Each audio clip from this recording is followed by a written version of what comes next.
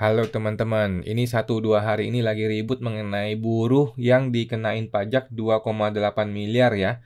Bisa heboh sampai masuk ke Kompas TV guys ya. Gua bingung deh, kok 2,8 miliar bisa masuk Kompas TV, tetapi yang 10 miliar yang diperas kemarin, yang Pak Antono KPP Bojonegoro kok nggak bisa masuk Kompas TV ya? Apakah ada MOU? Nggak tahu juga ya antara DJP dengan Kompas TV ya. Yang 2,8 miliar bisa viral, kenapa yang 10 miliar nggak bisa viral ya? Nah, tapi nggak apa-apa teman-teman ya, negeri Konoha emang begitu. Bercanda-bercanda guys ya. Oke. Nah ini gua baca dulu beritanya ini ya. Ini pertama sih gue dapat dari sini nih. Dapat dari apa nih? Lambe Turah ya ini ya. Lambe Turah viral buruh jahit di Pekalongan dapat tagihan 2,8 miliar. Oke, gue sudah dapat beritanya sebelumnya, cuman baru dapat lagi nih ya. Nah ini sama masuk Kompas TV nih. Masuk Kompas TV ya, luar biasa ya.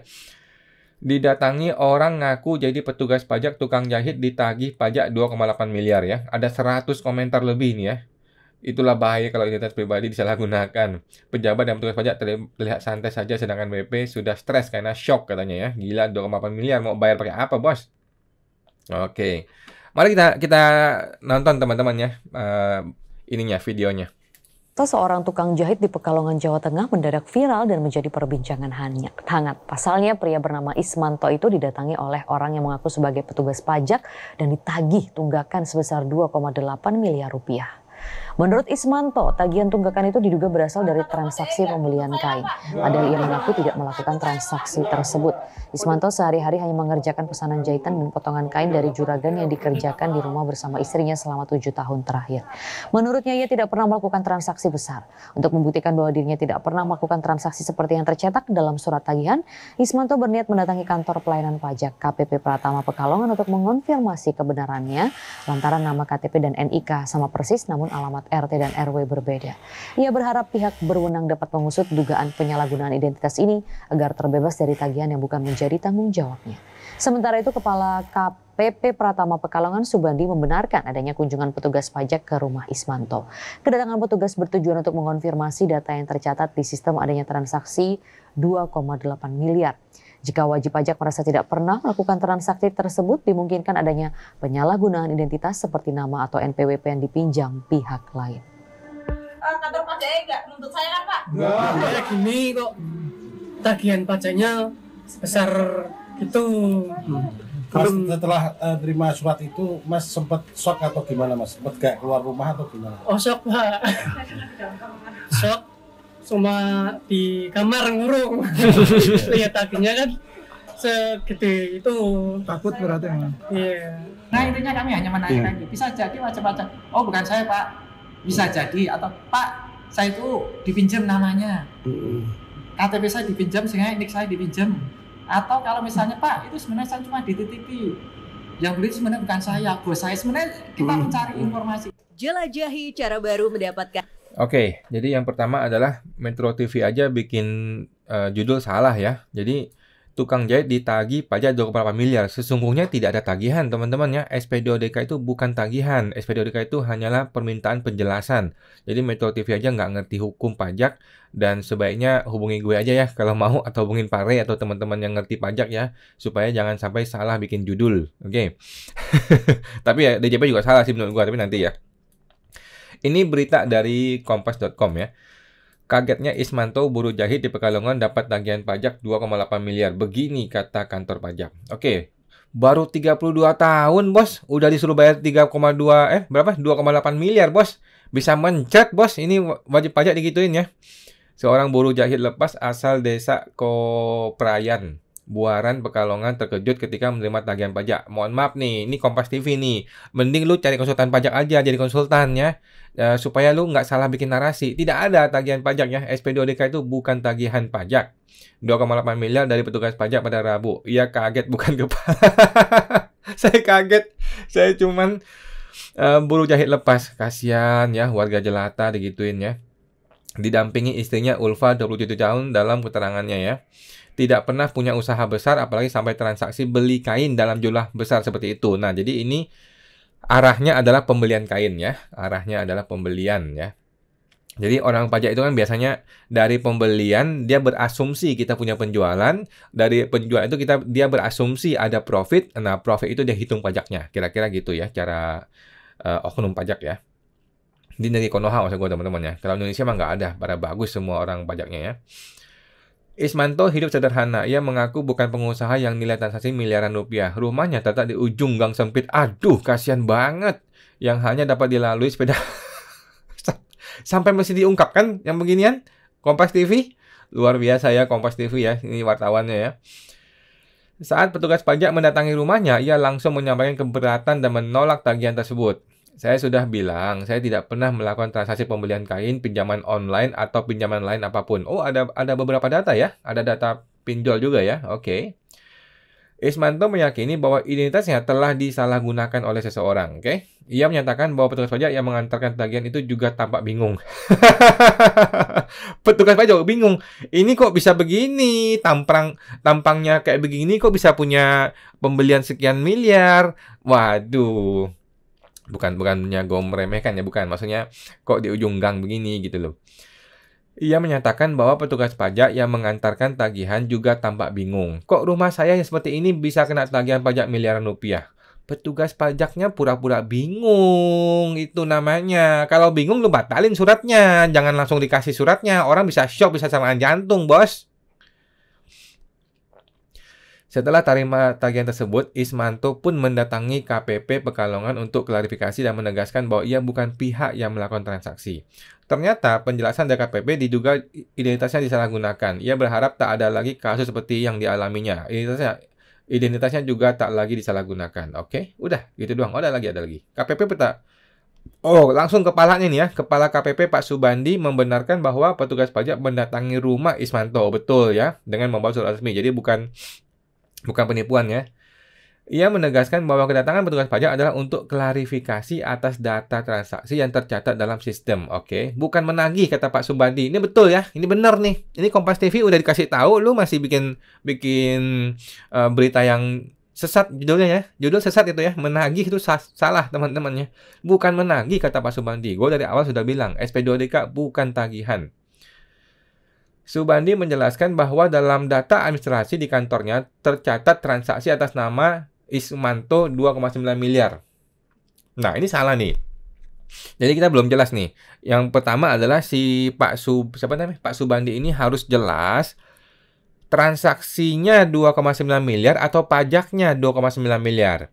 Jadi feeling gua, ini transaksinya 2,9 miliar tapi oleh wajib pajak dan wartawan yang nggak beres ini, nggak ngerti hukum ini, diterjemahkan menjadi tagihan 2,8 miliar. Ini salah nih. Jadi kekacauan ini harus diklarifikasi, dibenarkan oleh petugas pajak. Nah, ini benar nih Pak Subandi, dia kasih tahu yang benar adalah transaksinya 2,9 miliar, bukan pajaknya ya, 2,9 miliar ya. Nah, ini benar nih, barusan gue ngomong nih, baru gue ngomong udah ditambahin sama dia ya.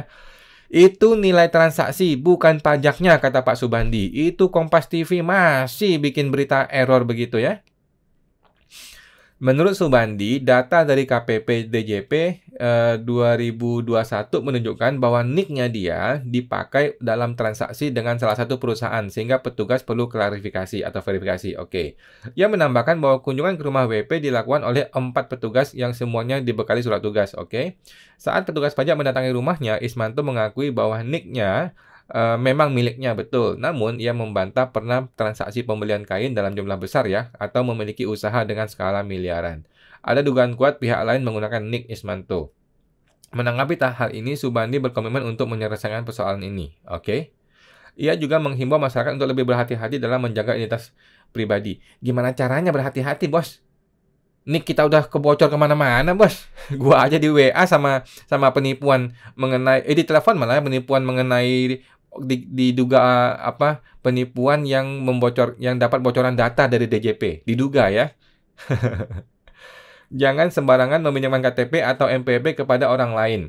Jika menerima surat dari kantor pajak, segera lakukan klarifikasi agar tidak terjadi kesalahpahaman. Oke. Terangi negeri dengan literasi. Gini loh Kompas TV, kalau lu mau terangi dengan literasi, lu jangan menghebohkan yang 2,8 miliar yang sudah diklarifikasi oleh kantor pajak. Yang mesti lu viralkan adalah yang 10 miliar Sono Pak Antono tuh yang 10 miliar udah jelas-jelas ada tagihannya, sudah jelas-jelas ada diduga pemerasannya, dan KPP tidak mengklarifikasi dengan jelas. Itu Kompas TV yang perlu diviralkan. Aduh, yang gini-ginian diviralkan. Satu buku bisa membuka ribuan mimpi lewat ekspedisi apa lah. Oke teman-teman ya. Nah, ini pendapat gue teman-teman ya. Gue akan kasih pendapat gue. Nah, seperti ini pendapat gue ini ya. Jadi, gue mesti melihat dari dua sisi. Pertama di pihak wajib pajak ya. Di pihak wajib pajak, yang pertama ketika dia terima SP2DK adalah tidak perlu panik. Santai saja, tenang saja. Itu adalah proses yang rutin terjadi di kantor pajak. So, tidak ada yang perlu lu khawatirkan. Oke? Santai saja, tenang saja, buka suratnya, baca suratnya dengan detail, dengan rinci satu persatu kalimatnya. Yang kedua, lo mesti paham bahwa SP2DK bukan tagihan. Udah beberapa kali gue ngomong hari ini ya. SP2DK bukan tagihan. Itu adalah permintaan klarifikasi atau penjelasan atas sebuah data yang dimiliki oleh DJP tentang Anda, gitu ya. DJP punya data tentang elu. Apakah data pembelian, data penjualan, atau apapun, dia butuh klarifikasi. Ya, dia bukan menagih, dia hanya mengklarifikasi. Oke. Tetapi tentu saja dari klarifikasi bisa berkembang menjadi tagihan, gitu. Nomor 3. Jadi teman-teman wajib pajak seperti Pak siapa tadi itu? Yang tadi itu ya, Bapak itu ya, cukup memberikan penjelasan saja disertai surat pernyataan. Lu tinggal bikin surat pernyataan bahwa transaksi tersebut bukan transaksi saya, bukan data saya mungkin dipakai datanya oleh orang lain, nick saya gitu ya. Jadi itu bukan data saya. Oke? Bikin surat pernyataan, dikasih penjelasan, selesai. Jadi SP2DK minta penjelasan, ya lu kasih penjelasan, selesai ya. Nah, ini yang penting nih, krusial sekali nih ya. Tidak usah memberikan data apapun kepada petugas pajak. Jangan mau kena phishing. Phishing itu apa? Mancing ya. Lu dipancing pakai ulet, lu makan uletnya, lu kena pancing, lu dimakan sama si oknumnya gitu ya. Jadi, ketika lu memberikan klarifikasi, biasanya oknum petugas pajak akan langsung bertanya, mana data mutasi bank lu? Kami akan buktikan di situ. Apakah betul itu bukan transaksi lu? Bangke memang ya orang-orang begini ya. Nah, jadi ketika lu di phishing atau diminta data macam-macam, lu harus bilang kepada petugas pajak, sorry Pak, kita harus fokus kepada surat SP2DK Bapak. Di dalam surat tersebut, itu tidak minta data mutasi bank saya, tidak minta data rekening saya, jadi saya tidak mau kasih, gitu loh. Jadi, saya cukup menjelaskan data sesuai yang ada di SP2DK. Data tersebut bukan data saya bikin surat pernyataan, gitu ya. Nah, nomor 5. Teman-teman tidak usah mencari tahu gimana yang benar. Itu bukan tugas Anda sebagai wajib pajak, itu tugasnya negara, teman-teman ya. Contohnya, si Pak, siapa tadi itu? Gua sampai lupa sih. Pak, kita masih ingat namanya nih, gue lupa nih. Pak Ismanto ya. Kalau Pak Ismanto bilang, ini transaksi bukan punya gue Pak, ini orang lain nih, gue tidak tahu. Terus orang pajak biasanya kalau oknum nih ya akan tanya, lu cari tahu dong siapa. Bangsat itu orang pajak begitu aja caranya ya. Lu cari tahu dong siapa yang transaksi ini. Kami mau tahu datanya. Kan KTP lu dipakai. Lu pasti tanggung jawab katanya. Memang brengsek itu orang-orang ya. Tapi itu di negeri Konoha teman-teman ya. Di Indonesia nggak ada yang begitu. Jadi bukan tugas kita untuk mencari tahu apa yang benar. Oke, itu tugas penegak hukum, yaitu petugas pajak. Tugas dia untuk mencari tahu yang mana yang benar, bagaimana yang benar, siapa yang pembelian sebenarnya, bukan tugas kita. Tugas kita adalah memberikan klarifikasi, memberikan penjelasan. Gitu teman-teman ya. Jadi Pak Iswanto tinggal jelaskan saja itu bukan data saya dan tidak perlu mencari tahu, tidak perlu mencari-cari sampai kemana-mana, tidak usah mencari sampai ke perusahaan kan itu ada faktur pajak tuh. Ada faktur pajak penjualan kepada si Iswanto. Iswanto tidak perlu datangin ke perusahaannya. Ini salah nih pakai KTP gua nih. Nggak perlu ya teman-teman ya. Jadi itu tugasnya petugas pajak. Pak Iswanto move on saja, lupakan dan fokus ke usaha pribadinya sendiri ya.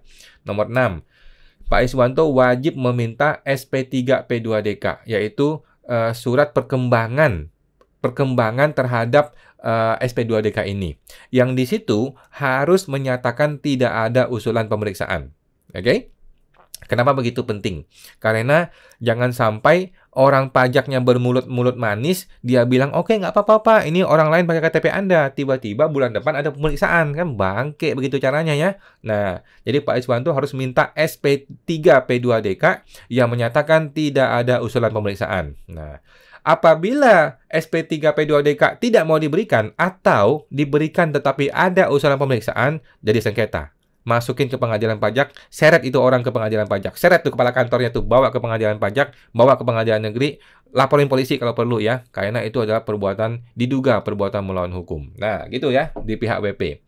Sekarang di pihak DJP, ayo dong DJP ya, dari dulu nih ya, dari zaman si oknum pajak Dwi Astuti, sudah mengatakan narasi di SP2DK mau kami perbaiki. Apanya diperbaiki? Dia sudah lengser, sudah pindah ke Kanwil Jakarta Selatan, masih belum diperbaiki ini SP2DK. Memang brengsek itu oknum pajak ya, tapi di Konoha teman-teman ya. Jadi narasi di SP2DK harus diperbaiki.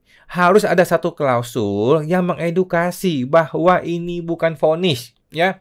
Bagi orang kayak Iswanto nih, melihat data itu, dia pikir dia ditagih 2,8 miliar. Itu kan logika umum gitu loh. Logika umum. Konsultan pajak bisa mengerti, tetapi orang kayak Pak Iswanto nggak ngerti. Begitu dia baca surat, dia kira dia ditagih 2,8 miliar. Dia viralkan. Begitu viral, selesai kasusnya. No viral, no justice. Gitu kan? Nah, jadi SP2DK harus mengedukasi di pasal pertama, di klausul pertama, jelaskan dahulu bahwa SP2DK ini bukan vonis, SP2DK ini bukan tagihan, SP2DK ini adalah permintaan penjelasan. Kalau begitu, orang sudah baca, kan orang jadi tenang. Oh iya, gue bukannya ditagih. Ini hanya data yang perlu gue klarifikasi gitu loh. Apa sih susahnya bikin narasi seperti itu? Apa susahnya bikin klausul seperti itu? Susahnya adalah bosnya nggak mau. Atasannya si DJP ini tidak mau kasih klausul seperti itu. Atasannya DJP pengennya SP2DK ini langsung kasih serangan jantung kepada si wajib pajak gitu ya. Tapi itu di negeri Konoha ya, DJP-nya Konoha ya. Di Indonesia mah nggak ada yang begitu, DJP yang baik-baik semua. Gitu ya.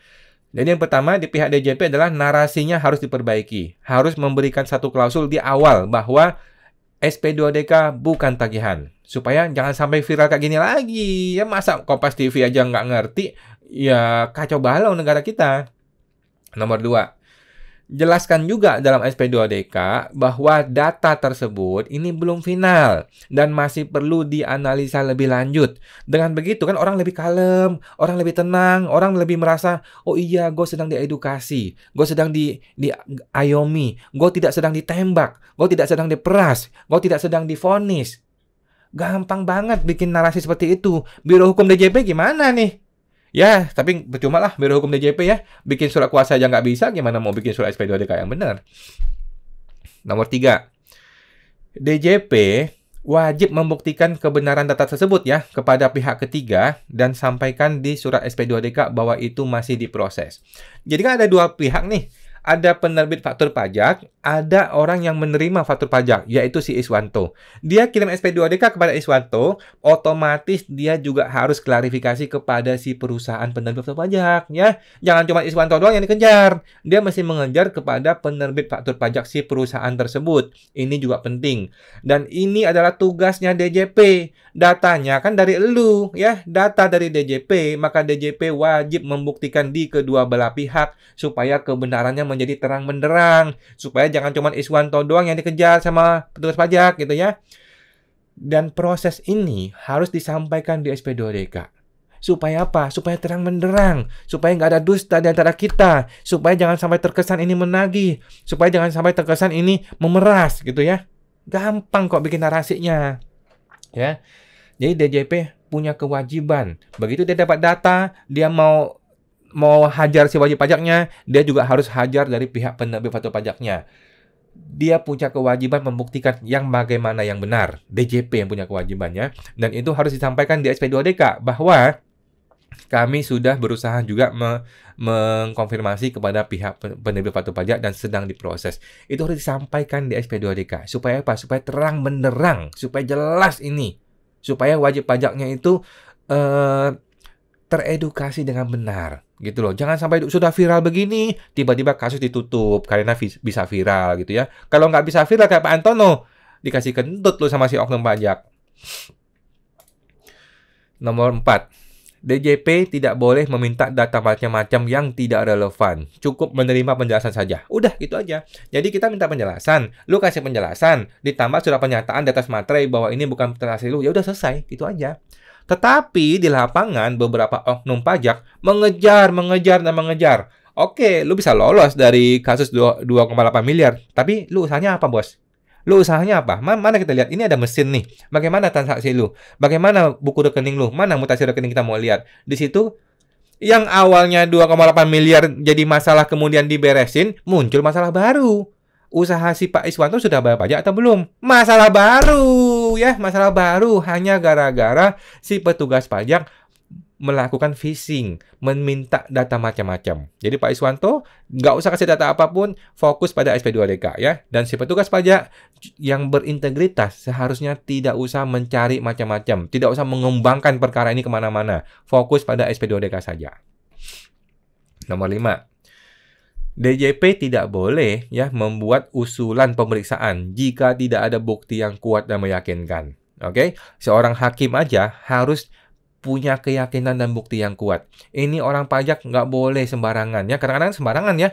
Dia lihat wajib pajaknya tidak kooperatif, tidak mau nurut maunya dia, langsung aja dia tembak SKP sekian atau dia tembak suruh pemeriksaan, usulan pemeriksaan gitu ya. Nggak boleh. Petugas pajak yang profesional dan berintegritas tidak boleh bikin usulan pemeriksaan apabila tidak punya bukti yang kuat. Pertanyaannya, apakah data pembelian 2,8 miliar adalah bukti yang kuat? Jawabannya tidak. Itu bukanlah bukti yang kuat ya. Itu hanyalah data. Data itu perlu diklarifikasi. Kalau pihak si pabrik sudah mengatakan jelas itu adalah pembeli Iswanto, barulah dia boleh bilang ini buktinya kuat. Iswanto bilang tidak, si pabrik bilang iya Iswanto. Ada buktinya nih, ada fotonya, ada chattingnya, ada buktinya bahwa itu Iswanto. Ini baru dibilang bukti yang kuat. Bolehlah lu kasih usulan pemeriksaan. Gitu ya. Nomor 6. DJP tidak boleh punya mindset ya. Pokoknya harus pembetulan. Pokoknya harus ada uang pajak yang dibayar yang masuk ke negara. Kalau tidak, kami usulan pemeriksaan. Ini mindset orang bodoh ini ya. Mindset orang goblok, orang brengsek ini ya. Tetapi di negeri Konoha yang begitu. Kalau di Indonesia nggak ada yang begitu ya setahu gue ya. Jadi tidak boleh petugas pajak itu punya mindset pokoknya mesti pembetulan, pokoknya masih ada uang masuk. Kalau nggak ada, kami tidak mau. Kami akan naikkan pemeriksaan. Nah, itu adalah mindset yang salah menurut gua, teman-teman ya. Oke, begitu teman-teman ya. Dan sangat kita sayangkan ya bagaimana kasusnya si Iswanto ini 2,8 miliar hanya SP2DK bisa viral dan masuk Kompas TV. Tetapi sangat disayangkan kasusnya Pak Antono diperas 10 miliar tidak bisa masuk ke Metro TV. Sayang sekali. Oke teman-teman, sampai jumpa. Semoga terbantu.